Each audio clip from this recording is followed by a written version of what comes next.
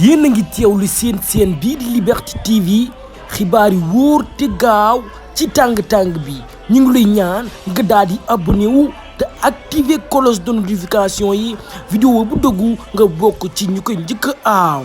salaamaaleykum mbokk yi ñoo ngi leen di nuyu nag di leen wax nag na ngeen daal di dal jàmm ci seen bi nag di Liberté TV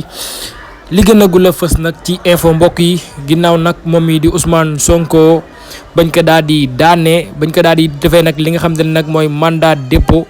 te juge bi nag di Maham Diallo yoroon ay papier maanaam ay dossier waroon ko àtte ka nag tey jii ci lundi bi altine bi yemook nag ci 31 maanaam nag fanweeri fan ak benn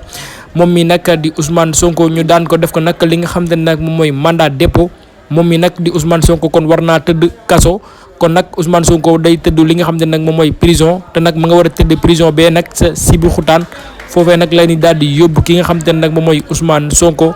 kon nag loolee daal di tax yenn ab fitna bu rëy a rëy fii ci réew mi ndaxte nag xale yi ñoom neneen d'accord ci àtte boobee ñu àtte ki nga xam ne nag mooy Ousmane Sonko tax nag ñuy wàcc si tali bi di manifester yu metti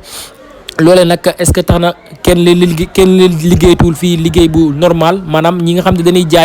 jaayoon lu normal li nga xam ne nag dañuy jënd ko jaay ñoom it defatuñ ko comme ni ñu ko daan defee ndax nag am manifestation du am nag ngay jaay loole nag day daal di suuxal li nga xam ne nag moom mooy kaaraanga ak réew